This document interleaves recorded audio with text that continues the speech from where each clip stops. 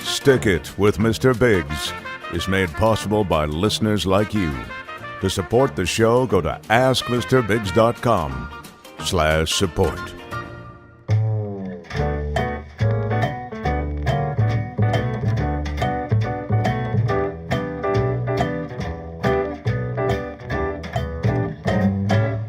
Stick It.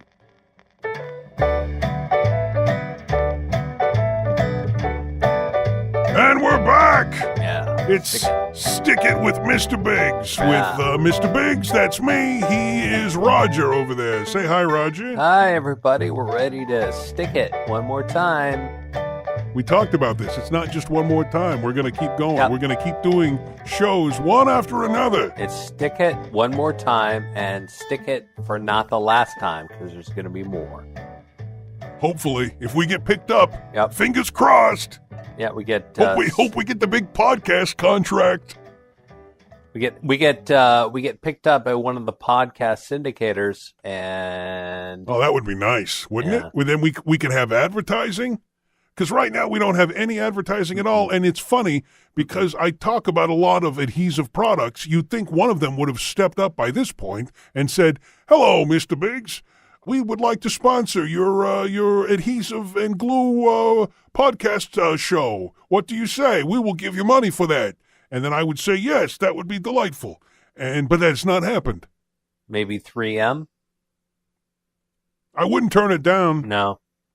as long as it's a product that I enjoy. Yeah, something. There's one group that I will not accept advertising from, and that is Scotch brand adhesive tape. Yeah, I know. Can't stand them. Don't want anything to do with them. Yeah. In fact, I don't even want you to bring up their name again. I take it Don't from say me. it. Take it from me, folks. I can't even count the number of times when we've been talking off the air and about adhesives and tapes, and he has just cursed the name Scotch. Don't say the curse word. I know that we're on podcast, but one thing I established last time is even though we're not under the domain of the FCC, we're going to try to keep it clean, and we are not going to be cursing because the last show went out with a couple of salty words in it, and we had some complaints, Roger. Wow. We had a few complaints. Well, I mean, the podcasters, it's a different audience, and they're very young, they're very edgy, they're millenniums, and they are sensitive to things that you say. They don't want you to be. They're a bunch of snowflakes, Roger. The word you're looking for is snowflakes. And they don't like cursing. They probably don't even care for the name of the show. It's Stick It, which probably Why has not? What's the problem with that? It probably has not negative connotations that they don't care for. Stick It. How do you mean? Stick It. They probably think, oh, that's negative. I'm not going to listen to that because that's a podcast about that's hosted Questions. That's hosted by a guy who's negative and he has bad feelings toward the world, and he makes Really, Roger? off-color jokes and things that are going to. Is this the way that you feel? Really? No, Is this it?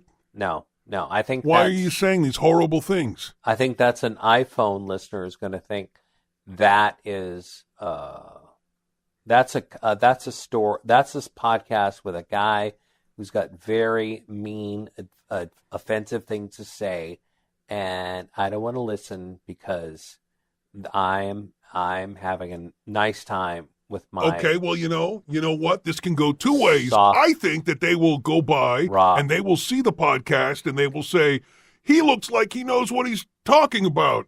And he's a smart fellow with lots of answers. But that other guy that he does the show with, I don't think he's very good at all. And he's Mr. Negative and then criticizing him during the show and saying mean things. That's what I think. What do you think of that?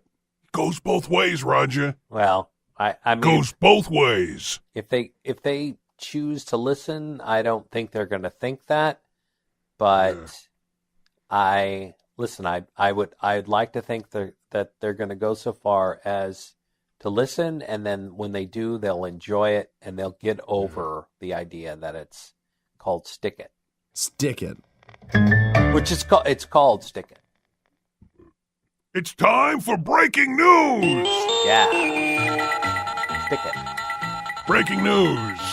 Talk about some stories in the news where things have broken, and we tell you how to fix it.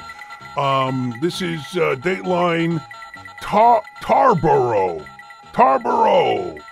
A family tomb was damaged. And the cemetery's owner makes a joke at the family's expense. Oh.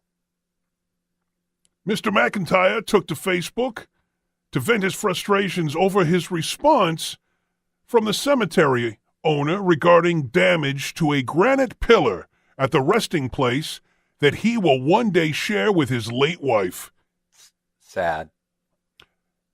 After about 4 weeks of visiting the memorial park to meet with my late wife, I met with the owner only to have her laughingly suggest that I buy the cemetery from her if I wanted them to be responsible for what appeared to be damage to our mausoleum. And then the news story shows a picture of it looks like a big granite box and a pillar on one corner. It has got a big crack right down the side. The headstone? No, this is not a headstone. This is a granite box. It is a mausoleum inside which the remains of his wife are laying above ground. How does that? This is Edgecombe Memorial Park. All the bodies are above ground because of the high water table in the area. Oh, I see. Like in New Orleans. Yeah, it's kind of like that. Yeah.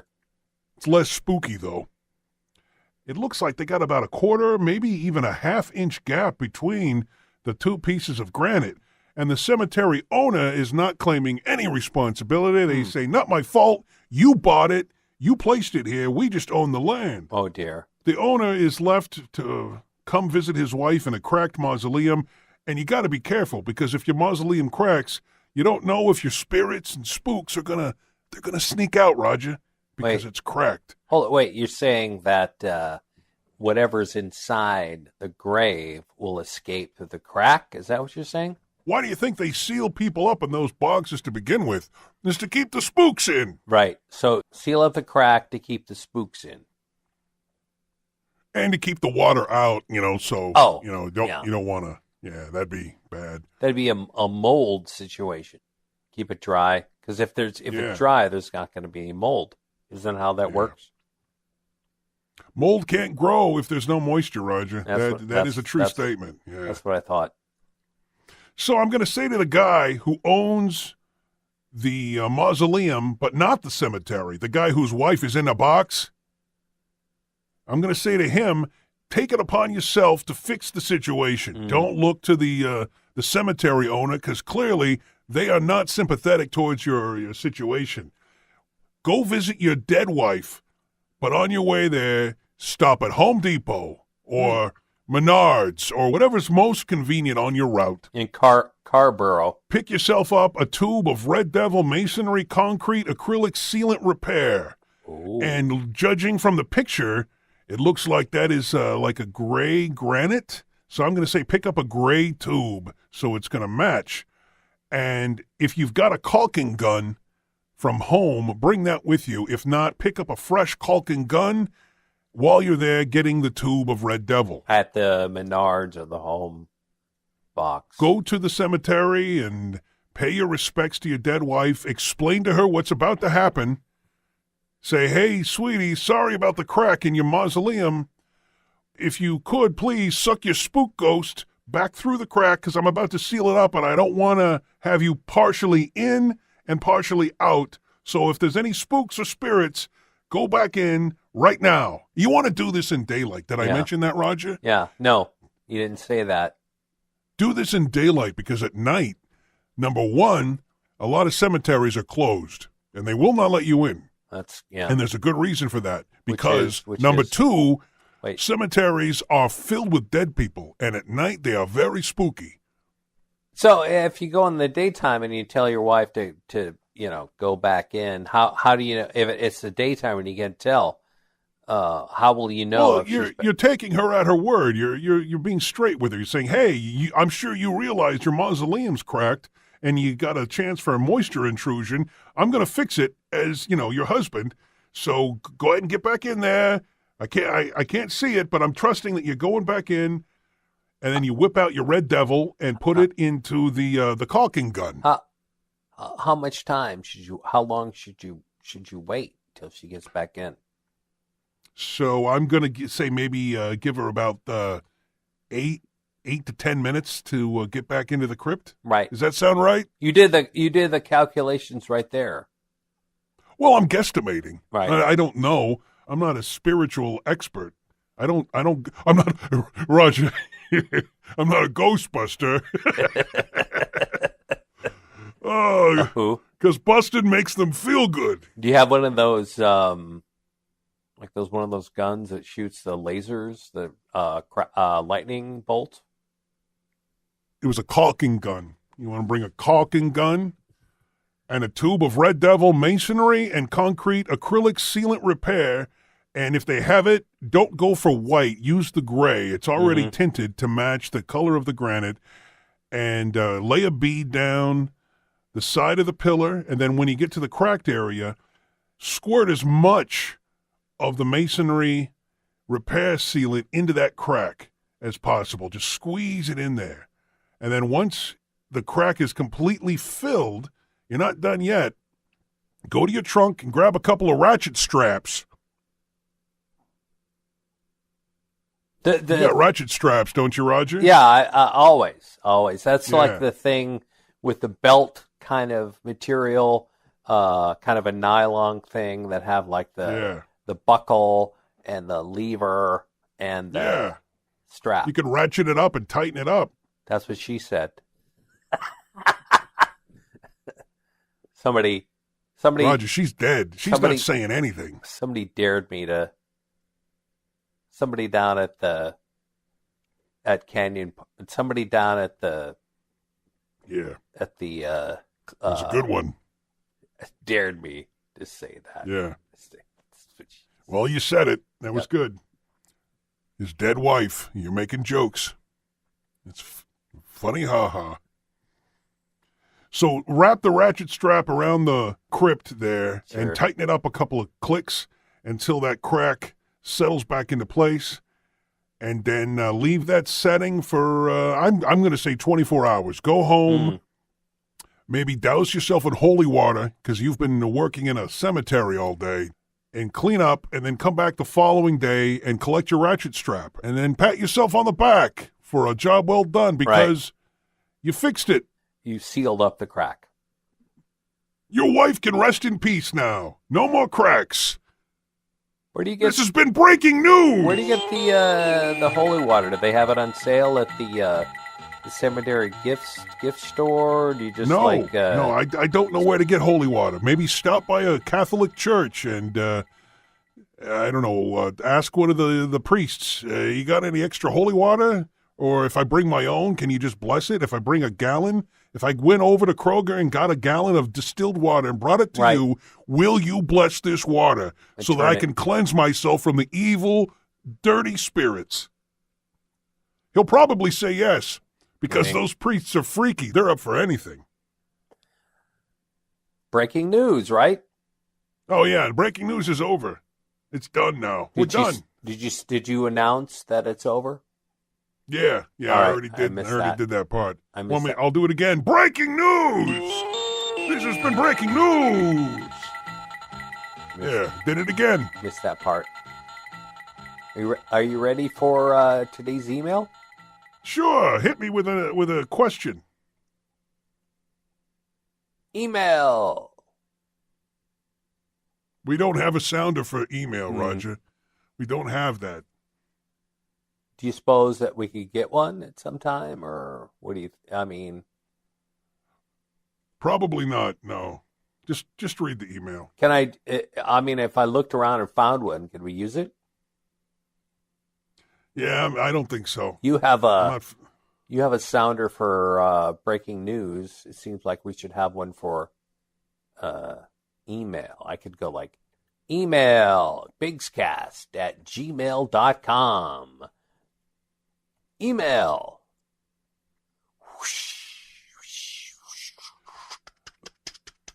Just read the email, Roger. I'll do that every time from now on. No, please do not do that ever again. All right, here's the email. bigscast@gmail.com. Dear Biggs, on my back porch I have an old bench made out of a wooden slab with a live edge. It gets full sun most of the year. Last spring, a portion of the bark fell off the live edge, about 5 inches worth. I have stored the bark in a plastic freezer bag ever since, hoping to reattach before the winter freeze. Please advise. Signed, Calvin in Chicago. Why'd you say it that way? Well, I just wanted to emphasize the fact that he's in a place that has a pretty harsh winter. Yeah. So he's got a bench with a live edge. Yeah, it's something that I was going to ask you about because I was reading this email, and when I saw this term live edge, I really didn't know what that meant. So maybe you should step in and explain that to the A live edge fans. is a piece of wood that has been sent to the sawmill and has been cut on 3 or less sides. Say, like you've got a board. It's got one flat side and another flat side underneath and a flat side on the back. But one remaining side, has been left uncut. So it's the natural contours and curves of the wood, oftentimes still has the bark of the original tree still attached to it. Does that make sense? No. I'll simplify it. It's a piece of wood that used to be inside of a tree, and then they cut the tree down and cut the piece of wood out, but they left part of the bark on the wood. Does that make sense? Yep. All right. I got it. So he took a chunk of this wood. That's on the edge then, right? One side, the bark. Oh, yeah, it's not in the middle. The bark isn't in the middle of the tree. It's on the edge. It's on the outer edge of the board for the bench, right? That's what he said. Got it. And the problem with doing that is it looks cool at first, but eventually, as the wood dries out, it's very normal for the wood to expand and contract as the temperature changes. And eventually, the bark will delaminate and come separated from the wood itself and will fall off like he's had here. You said that he keeps it in the shade, right? Let me double check. Let's see. Calvin, Chicago. If you could just keep the email handy. Just keep it there instead of putting it way over there. It gets full sun most of the year. Okay, well, same difference. If it's in full sun, at night it's not in full sun, so it's going to get colder, and then during the day it's in full sun, so it's going to get hotter, and the wood expanding and contracting will cause the live edge. The bark will just slough off. Get some yellow wood carpenter's glue and smear a little bit on there on the live edge of the board and a little bit on the back of the bark as well, and stick it back in place. And then once again, if this isn't really a clamping job, maybe use some tape. Use some masking tape to hold it in place. Maybe one of those jute ropes. A Jew rope? What's a Jew rope? No, twine. Use a piece of twine, wrap it around, and tie it tight. That's good. I like that idea. Use a Jew rope, like Roger said, to tie it around there. That'll work. Twine. My concern is that if it's in full sun, we're going to be back in the same place next season. Right. So I want you to get some deck sealant, something to seal the wood to make sure that moisture can't get in there, and it will be less prone to warpage and shrinkage from the temperature fluctuations. Spread on some sealant to seal up the wood. But wait until the glue has dried, because you want to let the moisture that's in the glue out before you seal the wood to keep any moisture from getting back in. Now, he says he stores the bark in a plastic freezer bag. And what is he talking about there? Did he put it in the freezer? Don't put it in the freezer. Hoping to It's temperature fluctuations that got you into this situation in the first place. It's not like he might have built that deck on his own, maybe, and he just didn't know he didn't know what precautions to take. What deck are you referring to? I thought we were talking about a bench. Let me look. Roger, listen to me for a second. Bench.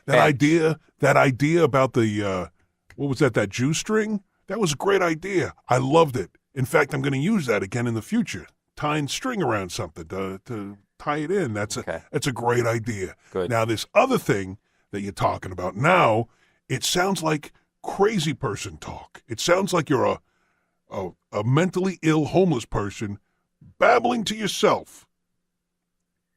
It's bench. I didn't mean deck. I meant bench.